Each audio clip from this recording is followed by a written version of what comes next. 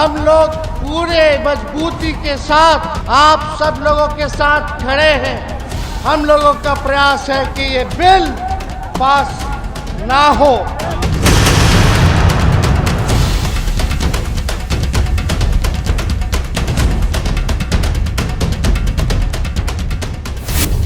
बहुत कम ऐसे कानून होते हैं जिनके बनने से पहले ही उनको लेकर सड़क से लेकर सदन तक हंगामा हो। प्रस्तावित कानून भले ही अभी बिल की शक्ल में हो, उसे सदन में पेश किया जाना हो, पास होना तो दूर चर्चा तक शुरू न हुई हो, फिर भी समाज के एक बड़े तबके और कई राजनीतिक दलों द्वारा उसे खारिज करने की मांग जोर शोर से उठाई जाने लगे। अब तक आप समझ ही गए होंगे कि हम केंद्र की एनडीए सरकार द्वारा लाए जा रहे वक्फ संशोधन विधेयक की बात कर रहे हैं।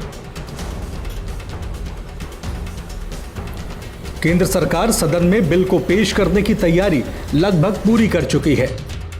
इससे पहले आज संसद भवन के समन्वय कक्ष में सभी सांसदों की बैठक बुलाई गई थी। इस बैठक में वक्फ बिल के मुद्दे पर विस्तार से चर्चा की जानी थी, लेकिन यह मीटिंग कैंसिल कर दी गई। उधर बिल का विरोध कर रहे मुस्लिम पर्सनल लॉ बोर्ड की तरफ से आज देश भर में प्रदर्शन किया जा रहा है। लगभग सभी विपक्षी दल इस बिल का विरोध कर रहे हैं। लिहाजा 17 मार्च को हुए दिल्ली के जंतर मंतर पर मुस्लिम पर्सनल लॉ बोर्ड के प्रदर्शन में कांग्रेस से लेकर समाजवादी पार्टी, टीएमसी समेत कई विपक्षी दलों के सांसद शामिल हुए। आज भी पर्सनल लॉ बोर्ड के देशव्यापी विरोध में विपक्षी दल शामिल हो रहे हैं। बिहार की राजधानी पटना में आरजेडी प्रमुख लालू यादव और उनके बेटे नेता प्रतिपक्ष तेजस्वी यादव एक ऐसे ही प्रदर्शन में शामिल हुए, जहां तेजस्वी ने कहा कि किसी भी कीमत पर आरजेडी इस अलोकतांत्रिक बिल को पास नहीं होने देगी। इस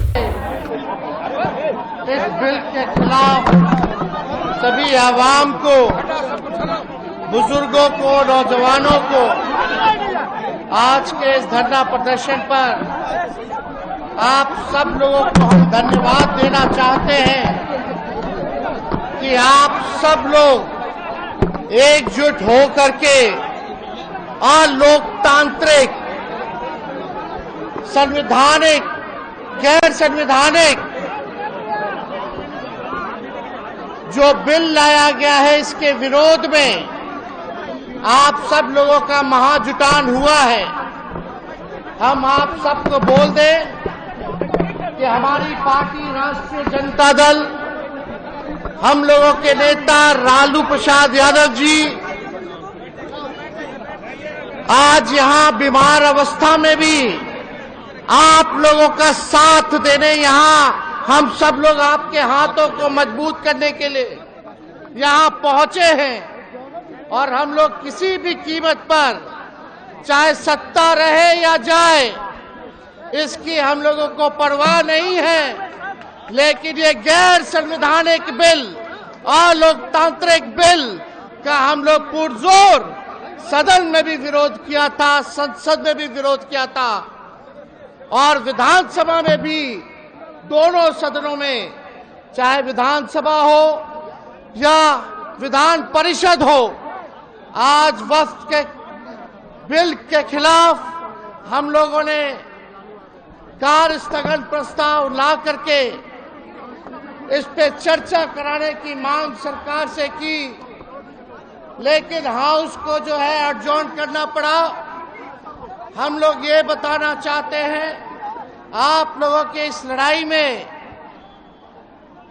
हम लोग पूरे मजबूती के साथ आप सब लोगों के साथ खड़े हैं। ये तानाशाही जिस प्रकार से सरकार चला रही है, देश को तोड़ने का काम कर रही है, लोकतंत्र को खत्म करने का प्रयास किया जा रहा है, संविधान को खत्म करने का कोशिश किया जा रहा है। हम लोग संविधान के मानने वाले लोग हैं, गंगा जमुनी तहजीब को मानने वाले लोग हैं और किसी भी कीमत पर हम लोगों का प्रयास है कि ये बिल पास ना हो, चाहे जेपीसी की टीम बिहार आई हो। पिछले साल अगस्त महीने में केंद्र सरकार के अल्पसंख्यक मामलों के मंत्री किरण रिजिजू ने लोकसभा में वक्फ संशोधन विधेयक पेश किया था। उस दौरान विपक्षी दलों के विरोध के चलते इसे संयुक्त संसदीय समिति यानी जेपीसी को भेज दिया गया था। इस समिति ने बिल पर देश भर से सुझाव मंगाए, कई मुस्लिम संगठनों के साथ चर्चा भी की। जेपीसी में शामिल सदस्यों की कई बार तीखी नोकझोंक हुई, लेकिन आखिरकार कई महीनों तक चली कवायद के बाद वक्फ संशोधन विधेयक पर गठित संसदीय समिति के अध्यक्ष जगदम्बिका पाल ने लोकसभा स्पीकर को 655 पन्नों की रिपोर्ट सौंप दी। वैसे तो बहुमत के साथ जेपीसी की रिपोर्ट को स्वीकार कर दिया गया है, लेकिन विपक्ष के 11 सांसदों ने इस पर आपत्ति जताई है। जिस वक्फ बिल को लेकर सत्ता पक्ष और विपक्ष के बीच तलवारें खिंच गई हैं, उसमें आखिर ऐसा क्या है, चलिए आपको बताते हैं। सबसे पहले ये जान लीजिए कि वक्फ होता क्या है। वक्फ का मतलब किसी संपत्ति को इस्लाम में मान्य धार्मिक, पवित्र या धर्मार्थ उद्देश्यों के लिए स्थायी रूप से दान करना है। वक्फ की गई संपत्ति को दान करने वाले व्यक्ति को वाकिफ कहते हैं। वक्फ शब्द अरबी भाषा के वकुफा शब्द से बना है, जिसका मतलब ठहरना होता है। वक्फ की गई संपत्ति को बेचा, हस्तांतरित या उपहार के रूप में नहीं दिया जा सकता। इस संपत्ति का प्रबंधन वक्फ बोर्ड करता है। यह संपत्ति चल या अचल दोनों तरह की हो सकती है। इसमें मस्जिद, मदरसा, कब्रिस्तान, स्कूल, क्लिनिक, शमशान वगैरह शामिल हो सकते हैं। वक्फ की गई संपत्ति पर किसी तरह का दावा करने के लिए अदालत में चुनौती नहीं दी जा सकती। देश में वक्फ बोर्डों के पास रेलवे और रक्षा विभाग के बाद सबसे ज्यादा संपत्ति है। वक्फ बोर्डों के कामकाज के लिए वक्फ अधिनियम 2013 लागू है। इस वक्त देश में कुल 32 वक्फ बोर्ड हैं। आइए अब आपको बताते हैं कि मौजूदा वक्फ कानून में केंद्र सरकार क्या बदलाव लाने जा रही है। प्रस्तावित संशोधनों में वक्फ प्रणाली को आधुनिक बनाने के लिए कई बदलाव किए गए हैं। मसलन वक्फ संपत्तियों के पंजीकरण और निगरानी के लिए नियमों को कठोर किया गया है। प्रस्तावित बिल में वक्फ बाय यूजर के प्रावधान को हटा दिया है। अब सिर्फ मौजूदा रजिस्टर्ड वक्फ बाय यूजर को ही वक्फ माना जाएगा। इसका मतलब यह है कि जिन संपत्तियों पर विवाद है या जो सरकार के स्वामित्व में है, उन्हें वक्फ नहीं माना जाएगा। संसदीय पैनल ने वक्फ बोर्ड में गैर मुस्लिमों को शामिल करने का भी समर्थन किया है। बोर्ड में 4 गैर मुस्लिम सदस्य हो सकते हैं। पैनल ने यह भी सिफारिश की है कि विवादों की जांच का अधिकार जिला कलेक्टर से लेकर राज्य सरकार के वरिष्ठ अधिकारियों को दिया जाए।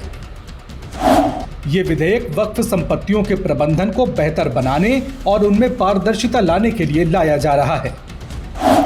सरकार का कहना है कि इससे वक्फ संपत्तियों का इस्तेमाल बेहतर तरीके से हो सकेगा और मुस्लिम समाज को इसका बेहतर लाभ मिलेगा। बीजेपी का आरोप है कि वक्फ बोर्ड के नाम पर कुछ लोग जमीनों पर कब्जा कर उन्हें अपने फायदे के लिए इस्तेमाल कर रहे हैं। यूपी के सीएम योगी आदित्यनाथ ने एक सवाल के जवाब में कहा कि वक्फ बोर्ड के मनमाने फैसले कई बार सरकारों के लिए सिरदर्द बन जाते हैं। वक्फ संशोधन अधिनियम को वक्त की जरूरत बताते हुए सीएम योगी ने कहा कि भारत जैसे देश में वक्फ बोर्ड को किसी की भी संपत्ति को अपना घोषित कर लेने की छूट नहीं दी जा सकती। पर आखिर कितना जमीन कब्जा करोगे? दूसरा, वक्फ के नाम पर एक भी कोई इन्होंने वेलफेयर का काम किया हो, एक भी नहीं आप गिना सकते। देखिए, वक्फ के नाम पे जो भी आता है उसने उस प्रॉपर्टी को अपने व्यक्तिगत स्वार्थ के लिए दुरुपयोग किया है, बेचा है, औने पौने दाम पे बेचा है। आज स्थिति क्या है? एक एक प्रॉपर्टी के लिए कई कई लोगों को इन्होंने प्रॉपर्टी को बेचा है। उससे विवाद हो रहे हैं, उससे तमाम प्रकार के संकट आने वाले समय में होंगे। जो बसे हैं उनके लिए भी और जिन लोगों ने पैसा दिया है उनके लिए भी, क्योंकि पूंजी उन सबकी डूब जाएगी। तो ये तो इससे बड़ी बेवकूफ बनाने वाली कोई बात ही नहीं हो सकती है। दूसरा, इन्होंने कोई भी संपत्ति देखी, देखिए सरकारों पर यही एक दबाव बना करके ब्लैकमेलिंग ये लोग करते थे। अलग अलग समय में इन्होंने वक्फ के नाम पर तमाम प्रकार के उल जलुल फैसले लिए हैं, खासतौर पर कि वक्फ जिस लैंड को कह देगी कि ये उनकी है, उनकी मान ली जाएगी। हम बहुचक हैं जी, ये कौन सा देश है? आपको इस पावर किसने दे दी है कि आप किसी भी प्रॉपर्टी को कब्जा कर लेंगे, आप किसी भी स्थल को कब्जा कर लेंगे, किसी भी सार्वजनिक भूमि पे कब्जा कर लेंगे? तो ये नहीं हो सकता है। ये वक्फ संशोधन अधिनियम जेपीसी ने जो अपनी सिफारिश की है, ये आज की आवश्यकता है और इसको समयबद्ध तरीके से आगे बढ़ना चाहिए और मुझे लगता है देश के हित में भी होगा, मुसलमानों के हित में भी होगा। जी, विपक्षी दल वक्फ संशोधन विधेयक को असंवैधानिक और मुस्लिम समाज के धार्मिक अधिकारों में हनन बता रहे हैं।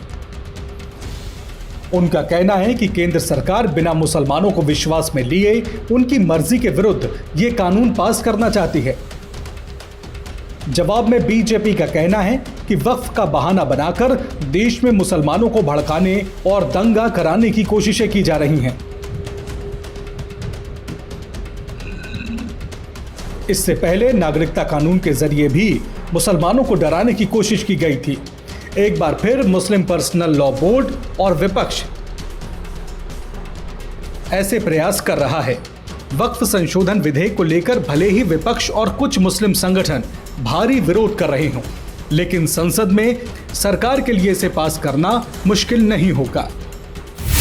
542 सदस्यों वाली लोकसभा में सरकार के पास पर्याप्त बहुमत है। ध्वनिमत के अलावा अगर बिल पर वोटिंग भी कराई जाती है तो सदन से ये बिल आसानी से पारित हो जाएगा। लोकसभा में फिलहाल एनडीए के पास 293 सांसद हैं, वहीं कांग्रेस के 99 सांसदों के साथ इंडिया ब्लॉक के पास 233 सांसद हैं। इसी तरह राज्यसभा में फिलहाल सदस्यों की कुल संख्या 236 है, जिसमें बीजेपी के पास अपने 98 सदस्य हैं। वहीं एनडीए के सदस्यों की संख्या 115 के आसपास है। अगर इसमें 6 नामित सदस्यों को जोड़ लिया जाए तो एनडीए का संख्या बल बढ़कर 120 से ज्यादा हो जाता है, जो बहुमत के मौजूदा आंकड़ों को आसानी से पार कर लेगा। यही वजह है कि केंद्र सरकार इस कानून को इसी सत्र में पास करा लेना चाहती है।